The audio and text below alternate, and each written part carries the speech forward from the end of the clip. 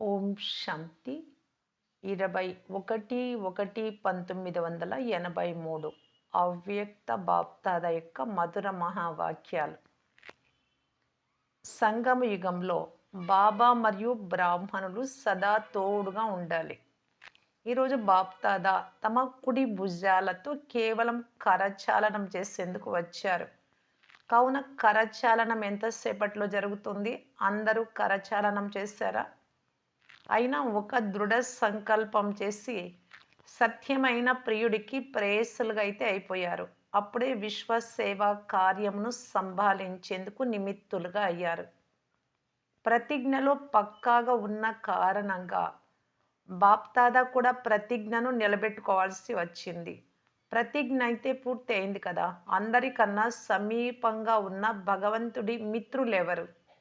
మీరందరూ భగవంతుడికి అతి సమీపమైన మిత్రులు. ఎందుకంటే సమానమైన కర్తవ్యంలో ఉన్నారు. ఏ విధంగా బాబా బేహద్దు అనంతమైన సేవ కోసం ఉన్నారో అలాగే చిన్న పెద్ద అందరూ బేహద్దు సేవాదారులు. ఈరోజు విశేషంగా చిన్న చిన్న మిత్రుల కోసం విశేషంగా వచ్చారు. ఎందుకంటే చిన్నవారైన బాధ్యతనైతే పెద్దగా తీసుకున్నారు కదా. కావున చిన్న మిత్రులు ఎక్కువ ప్రియంగా అనిపిస్తారు. ఇప్పుడు ఫిర్యాదులు ఏమీ లేవు కదా.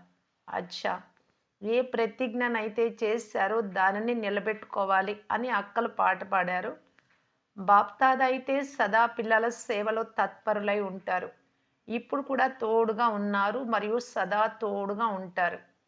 వారు ఉన్నదే కంబైన్డ్గా. కావున కంబైన్డ్గా ఉన్న వారిని ఎవరైనా వేరు చేయగలరా?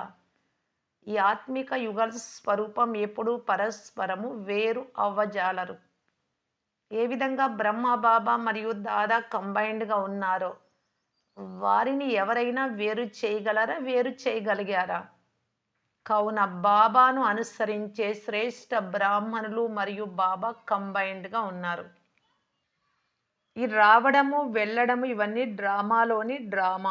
అనాది డ్రామా అనుసారంగా సంగమ యుగంలో కంబైన్డ్ స్వరూపంగా అయ్యే ఉన్నారు. ఎప్పటి వరకైతే సంగమ యుగం ఉంటుందో అప్పటి వరకు బాబా మరియు శ్రేష్ఠాత్మలు సదా తోడుగా ఉంటారు. కావున ఆటలో ఆట ఆడుతూ పాటలు పాడండి, నాట్యం చేయండి, నవ్వండి, ఆహ్లాదంగా ఉండండి. కానీ కంబైన్డ్ స్వరూపంతో ఇవన్నీ జరగాలి. కంబైన్డ్ రూపాన్ని మర్చిపోకండి. బాప్దాదా మాస్టర్ శిక్షకులను ఎంతో శ్రేష్ఠ దృష్టితో చూస్తారు. నిజానికి బ్రాహ్మణులు అందరూ శ్రేష్ఠాతి శ్రేష్టమైన వారే. కానీ ఎవరైతే మాస్టర్ శిక్షకులుగా ఈ హృదయపూర్వకంగా ప్రేమగా రాత్రింబవళ్ళు సత్యమైన సేవకులుగా ఈ సేవ చేస్తారో వారు విశేషమైన వారు మరియు విశేషంలో కూడా విశేషమైన వారు. ఇంతగా మీ స్వమానమును స్మృతిలో ఉంచుకుంటూ సంకల్పము, వాక్కు మరియు కర్మలోకి రండి. మేము తండ్రి నయనాలలోని రత్నాలము అన్నది సదా స్మృతిలో ఉంచుకోండి. మస్తక మణులము, కంఠంలోని విజయమాలలోని మణులము మరియు బాబా ముఖంపై ఉన్న మందహాసం మేము. ఈ విధంగా నలువైపుల నుండి వచ్చిన చిన్న పెద్ద పిల్లలందరికీ మరియు ప్రియమైన పెద్ద మిత్రులకు పిల్లలు ఎవరైతే వచ్చారో వారందరూ తమ తమ పేరు పేరున ప్రియ స్మృతులు స్వీకరించగలరు. క్రింద కూర్చున్నా లేక పైన కూర్చున్నా క్రింద కూర్చున్న వారు కూడా నయనాలలో ఉన్నారు మరియు పైన ఉన్నవారు నయనాల సన్ముఖంగా ఉన్నారు. కావున ఇప్పుడు ప్రతిజ్ఞను నిర్వర్తించారు. ఇప్పుడు మిత్రులందరికీ సర్వ సహచరులకు ప్రియ స్మృతులు మరియు నమస్తే.